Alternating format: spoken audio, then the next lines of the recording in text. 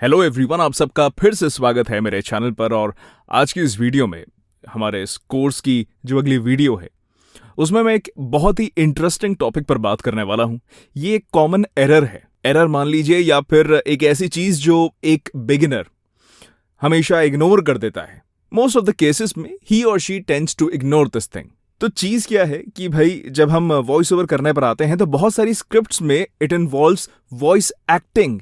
Yes, ये अब आपको समझना पड़ेगा कि वॉइस ओवर करने के लिए आपको एक्ट करना जरूरी है, और उस एक्ट को करने के लिए आपको बहुत सारी चीजों से खुद को आगे लेके जाना पड़ेगा। लाइक आपके अंदर अगर इनहिबिशंस हैं कि यार मेरा जो चेहरा वगैरह बनता है वो कैसे बनता होगा, अगर मैं ऐसा एक्सप्रेशन दूंगा तो अजीब सा चेहरा बनेगा। अरे भाई, भूलना पड़ेगा।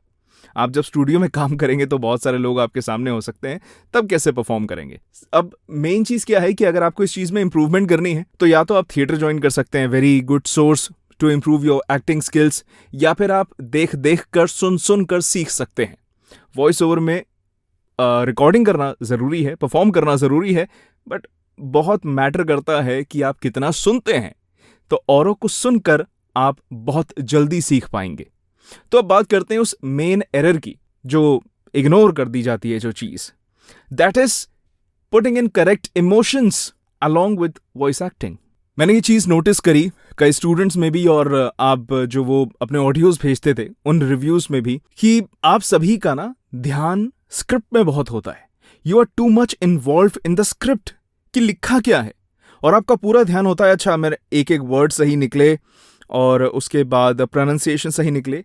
दैट इज नेसेसरी, वो बहुत जरूरी है, बट उससे कई ज्यादा जरूरी है कि उस स्क्रिप्ट के साथ कनेक्ट करना। आप स्क्रिप्ट के साथ कनेक्ट ही नहीं होते, आपको वर्ड्स बस एक इंक पे लिखे हुए वर्ड्स दिखते हैं। अरे भाई, उनका मीनिंग आपको समझना पड़ेगा, उनके साथ रिलेट करना पड़ेगा कि उसमें लिखा क्या है, उसको फील करना पड़ेगा। And unless and until you feel that script, आप उसे परफॉर्म नहीं कर पाएंगे। मैं सारी चीजें आपको एग्जाम्पल यूज करके जरूर समझाऊंगा।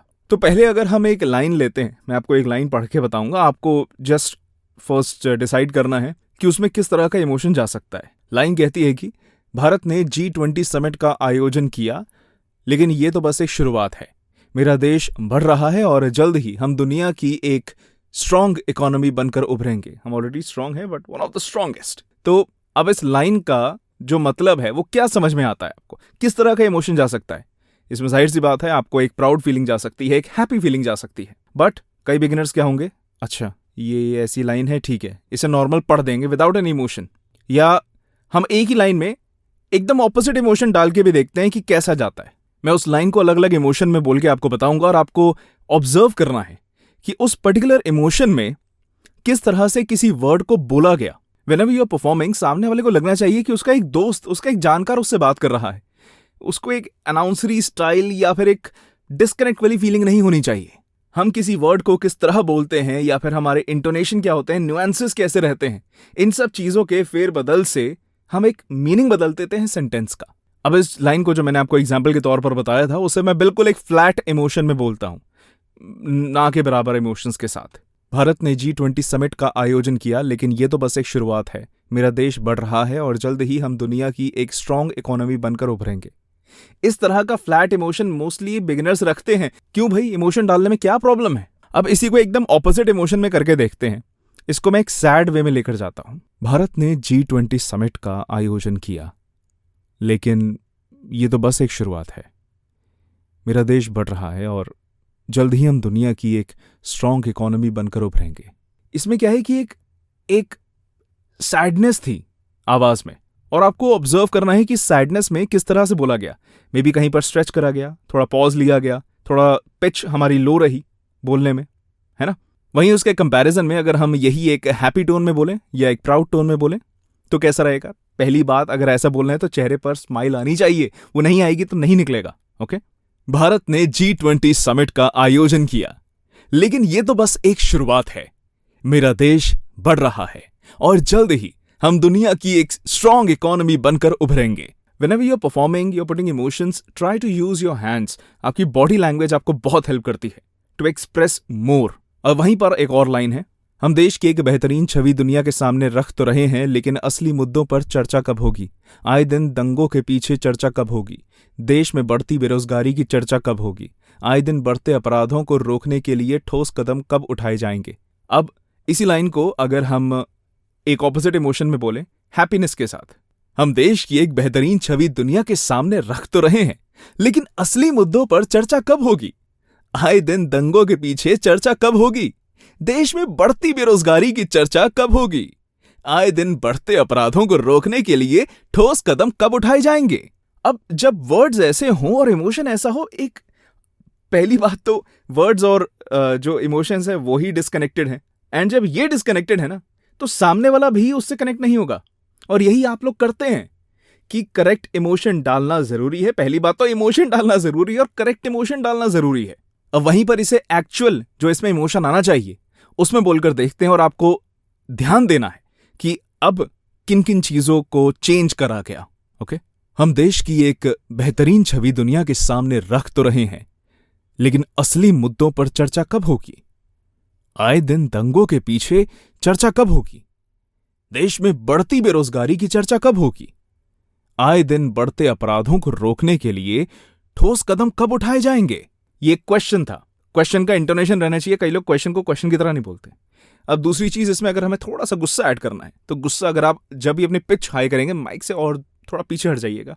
हम देश की एक बेहतरीन छवि दुनिया के सामने रख तो रहे हैं, लेकिन असली मुद्दों पर चर्चा कब होगी? आए दिन दंगों के पीछे चर्चा कब होगी? देश में बढ़ती बेरोजगारी की चर्चा कब होगी? आए दिन बढ़ते अपराधों को रोकने के लिए ठोस कदम कब उठाए जाएंगे? Use your hands, use your body language and make sure that expression comes on your face. शीशे के सामने रिकॉर्डिंग करिए, देखिए कि आपके चेहरे पे वो एक्सप्रेशन बनता भी है नहीं। एक और क्विक लाइन लेते हैं जो कि है, इंसान तो दुख महसूस करने पर उसे जाहिर कर सकता है, लेकिन उन बेजुबानों का क्या जिन्हें कुछ दिन पहले बेरहमी से गाड़ियों में लादा जा रहा था। अगेन इसमें एक सैडनेस आएगा, बट हम हैप्पी करके देखते हैं। इंसान तो दुख महसूस करने पर उसे जाहिर कर सकता है, लेकिन उन बेजुबानों का क्या जिन्हें कुछ दिन पहले बेरहमी से गाड़ियों में लादा जा रहा था। अब ऐसा लगेगा वर्ड है इसमें, दुख, बेरहमी, लादा जा रहा था, इसमें हैप्पीनेस कहां से आ गई? Yes, always and always know the emotion. इसके रिक्वायर्ड इमोशन में बोलते हैं, इंसान तो दुख महसूस करने पर उसे जाहिर कर सकता है, लेकिन उन बेजुबानों का क्या जिन्हें कुछ दिन पहले बेरहमी से गाड़ियों में लादा जा रहा था। आपको बिल्कुल नेचुरल टोन में बोलना है तो भी इमोशन वही रख के आपको नेचुरल बोलना पड़ेगा। इंसान तो दुख महसूस करने पर उसे जाहिर कर सकता है, लेकिन उन बेजुबानों का क्या जिन्हें कुछ दिन पहले बेरहमी से गाड़ियों में लादा जा रहा था।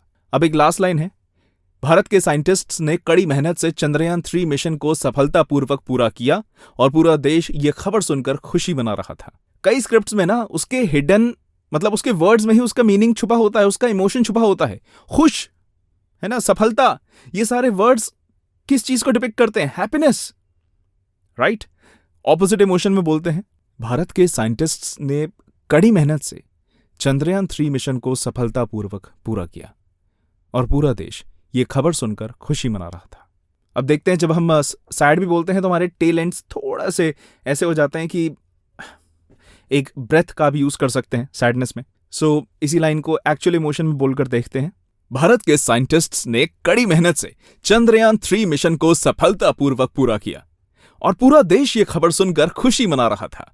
थोड़ा नेचुरल जाना चाहते हैं तो, भारत के साइंटिस्ट्स ने कड़ी मेहनत से चंद्रयान 3 मिशन को सफलतापूर्वक पूरा किया और पूरा देश ये खबर सुनकर खुशी मना रहा था। मैंने बस चेंज क्या करा, थोड़ा सा पेस तेज कर दिया और फ्लोई बना दिया सेंटेंस को, पॉज थोड़े कम लिए, बट इमोशन रखना पड़ेगा। सो गाइज, आई होप आपने इस वीडियो से कुछ समझा होगा। अगर कुछ परसेंट भी आपको नॉलेज मिली हो, that means this video is successful. देखिए, आप सब वीडियोस देखते हैं और मैं ये और यूट्यूबर से कॉपी कर रहा हूं कि आप सब वीडियो तो देखते हैं पर सब्सक्राइब नहीं करते। तो यही है भाई, अगर आप वीडियो देख रहे हो तो सब्सक्राइब कर लो, अच्छा लगेगा। वो ना एक नंबर बढ़ते हुए देखने में बड़ा मजा आता है, एक मोटिवेशन मिलती है कि हाँ और लोग देख रहे हैं ये वीडियोस। सो मेरी कोशिश यही रहती है कि हर वीडियो से आपको कुछ सीखने को मिले, तो आप सीखते रहिए। एंड जो भी आप इस वीडियो से रिलेटेड या कुछ भी वॉइस ओवर से रिलेटेड कहना चाहते हैं, नीचे कमेंट कर सकते हैं। ये वीडियो अच्छी लगी हो तो आप इसे लाइक कर सकते हैं। कीप प्रैक्टिसिंग, डेली आपको वॉइस ओवर की प्रैक्टिस करनी पड़ेगी, बोलना पड़ेगा और सुनना पड़ेगा, तभी आप इंप्रूव कर सकते हैं। तो मिलते हैं अगली वीडियो में, एंड इस चैनल को सब्सक्राइब करना मत भूलिएगा। Take care and bye bye.